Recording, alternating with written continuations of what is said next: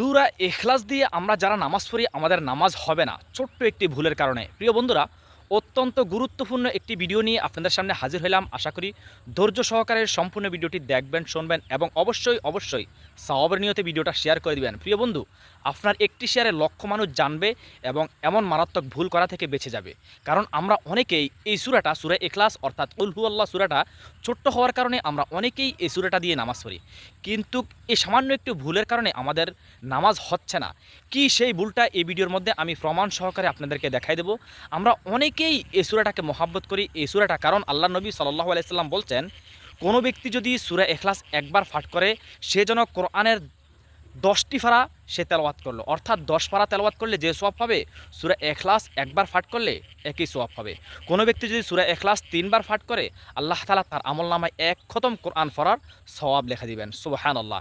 শুধু তাই নয়, অন্য হাদিসে আল্লাহর হাবিব সাল্লাল্লাহু আলাইহি সাল্লাম বলছেন, সূরা ইখলাস যদি কোনো ব্যক্তি যদি 10 বার তেলাওয়াত করে তার জন্য জান্নাতের মধ্যে একটি বাড়ি নির্মাণ করা হয়। সুবহানাল্লাহ।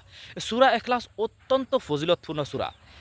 এমনও আছে যে সূরা ইখলাসকে যে ব্যক্তি মহাব্বত করবে সেই মহাব্বতে সূরা ইখলাস তাকে জান্নাতে পর্যন্ত পৌঁছায় দিবে। এমন একটি ইতিহাস আছে, একজন সাহাবী তার নামাজে প্রতি রাকাতে সে সূরা ইখলাস পড়তেন। কেমনে? সে কোনো রাকাতে সূরা ইখলাস পড়তেন, কোনো রাকাতে অন্য একটি সূরার সাথে সাথে সূরা ইখলাসও পড়তেন, অর্থাৎ সে প্রতি রাকাতে সে সূরা ইখলাস পড়তেন। সেই ছিলেন ইমাম সাহেব।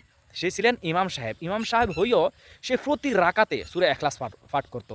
হয়তো সূরা ইখলাস আগে দিয়ে পাঠ করতো, নয় অন্য সূরার সাথে মিলাইয়া সূরা ইখলাস পড়তো। যেমন সূরা ফাতিহার পরে সে এক রাকাতে পড়লো সূরা ইখলাস, দ্বিতীয় রাকাতে সে সূরা ফাতিহার পরে আলাম তারা সূরা ফিল ফইরা তারপরে তার সাথে আবার সূরা ইখলাস মিলাইতো, অথবা সে আগে সূরা ইখলাস পড়তো তার সাথে পিছনে দিয়ে আরেকটা সূরা মিলাইতো, অর্থাৎ সে প্রতিটা রাকাতেই সেই সূরা ইখলাস পাঠ করতো।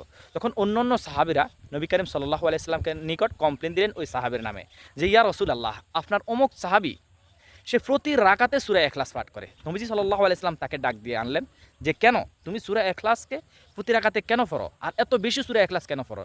সাহাবা উত্তর দিলেন, ইয়া রাসূলুল্লাহ, এই সূরাটাকে আমি বড় মুহাব্বত করি, কারণ এটাতে শুধু একমাত্র আল্লাহ তাআলার কথা আছে। কুল হু আল্লাহু আহাদ আল্লাহুস সামাদ লাম ইয়ালিদ ওয়া লাম ইউলাদ ওয়া লাম ইয়াকুল লাহু কুফুয়ান আহাদ। এই সূরার মধ্যে শুধু আল্লাহ তাআলার পরিচয় আছে, একত্ববাদের পরিচয় আছে। এই কারণে আমার বড্ড ভালো লাগে এই সূরাটা পড়তে, এই সূরাটাকে আমি খুব মুহাব্বত করি। নবী করিম সাল্লাল্লাহু আলাইহি সাল্লাম বলছেন, এই মুহাব্বতটাই তোমাকে সূরা ইখলাস তোমাকে জান্নাত পর্যন্ত নিয়ে পৌঁছায় দিবেন। সুবহানাল্লাহ। তো প্রিয় বন্ধুরা, অত্যন্ত ফজিলতপূর্ণ সূরা হচ্ছে সূরা ইখলাস, আর সূরাটা হচ্ছে সবচেয়ে ছোট সূরা, বড় ছোট্ট সূরা। এই সূরাটা আমরা অধিকাংশ সময় অধিকাংশ মানুষে তাড়াতাড়ির জন্য হলো এই সূরাটা দিয়ে নামাজ আদায় করে চলে যায়, কিন্তু আমাদের ছোট্ট একটি ভুলের কারণে যে আমাদের অজান্তেই আমাদের নামাজ হচ্ছে না। কি সেই ভুলটা? সেই ভুলটা হচ্ছে আমরা অনেকেই বলি কুল হু আল্লাহ, অর্থাৎ ছোট্ট কাপ দিয়ে, অথচ শুদ্ধটা হচ্ছে উল হু আল্লাহ, উল কফ দিয়ে উল হু আল্লাহ হু আহাদ। অর্থ হচ্ছে, হে নবী, আপনি বলে দিন আল্লাহ এক, তার কোনো শরিক নাই, তিনি একত্ব, তিনি এক, আল্লাহ এক। উল হু আল্লাহ আহাদ, হে নবী আপনি বলে দিন যে আল্লাহ এক, অদ্বিতীয়। কিন্তু আমরা যখন অফের পরিবর্তে কুল হু আল্লাহু আহাদ, এই কুল শব্দের অর্থ হচ্ছে খাওয়া, এখানে কফ দিয়ে কুল অর্থ হচ্ছে বলে দেওয়া, আর এখানে কুল শব্দের অর্থ হচ্ছে খাওয়া। তখন আমরা যখন বলবো কুল হু আল্লাহু আহাদ, এর অর্থ হচ্ছে, হে নবী আপনি খান, আল্লাহর এক, অদ্বিতীয়। হে নবী আপনি খান, আল্লাহ এক, অদ্বিতীয়। অর্থাৎ কোরআনের আয়াত একেবারেই অর্থ পরিবর্তন হয়ে যায়।